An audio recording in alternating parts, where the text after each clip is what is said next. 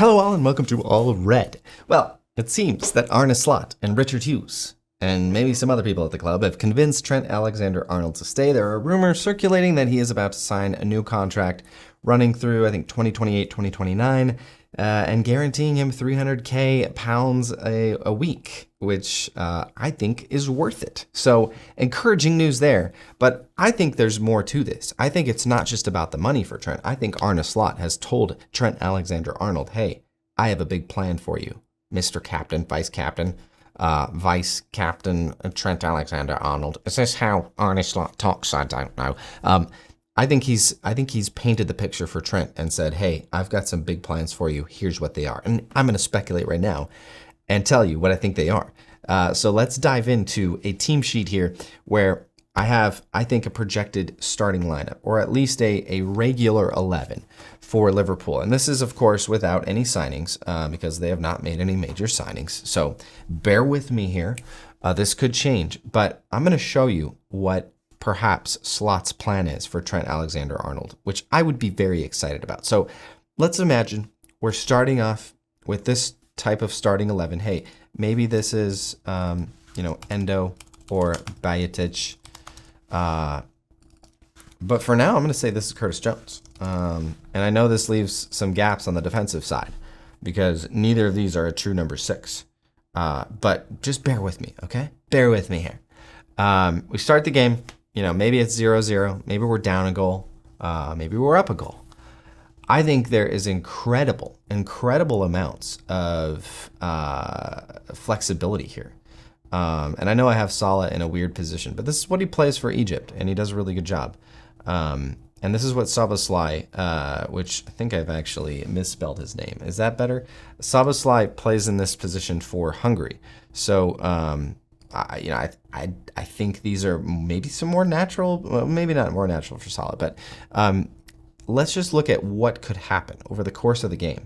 Okay, so Trent Alexander-Arnold, I think I would be really excited to see. We saw this a little bit last year, right? When he scored that goal against City, Klopp would push him up further throughout the game, and it produced some really good results. So let's just say there's like a two-phase change here where Trent Alexander-Arnold pushes up into this defensive midfielder role, right? He gets to go up a little further on the field. And now Curtis Jones, we're going to change for Bradley. Bradley's got to be the guy got to be the guy to come in and fill it. We already know he can do that really, really well. Okay, so I guess in that scenario, Curtis Jones is off. Maybe, let's see. Mohamed Salah, if he's been playing in this 8 role, let's see what happens when we switch him up and bring him over to this right side. And now Szoboszlai is off, and we can bring...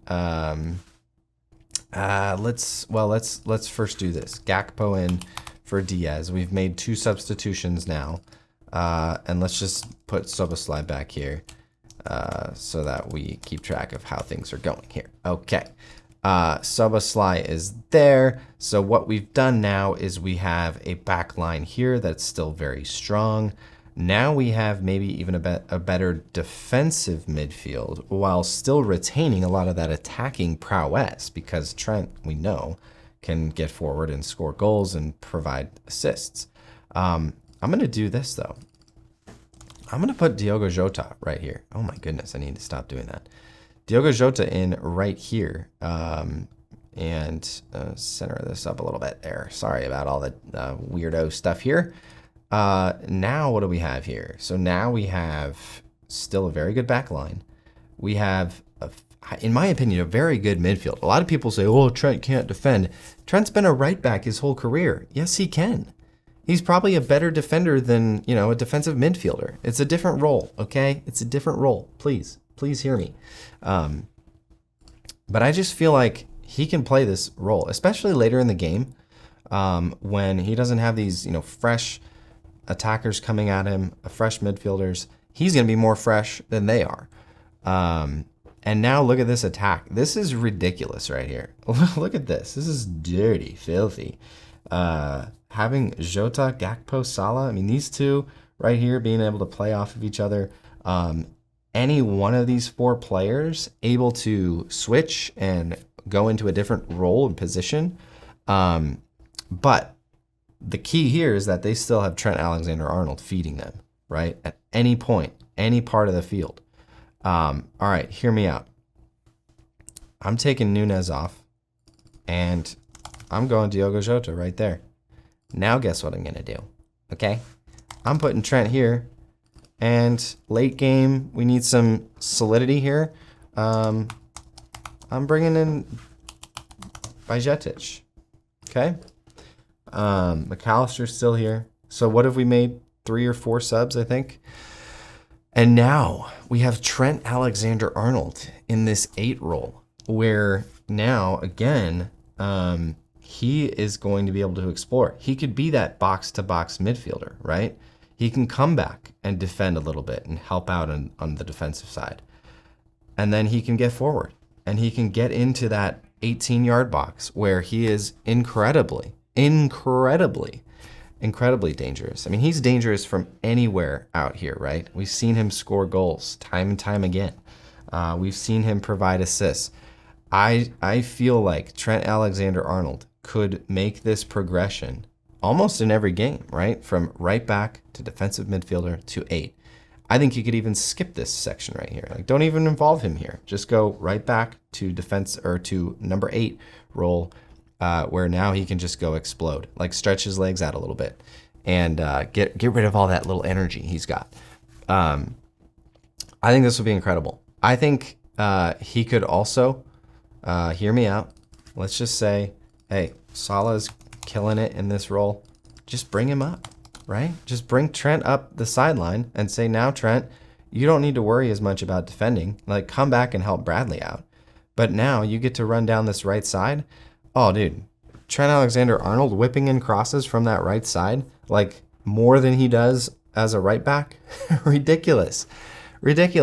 Now, I don't think that he should start here. I don't think he should start here. But I think over the course of a game, absolutely move him up. Get Bradley in. You know, I think Bradley is maybe slightly better defender than Trent.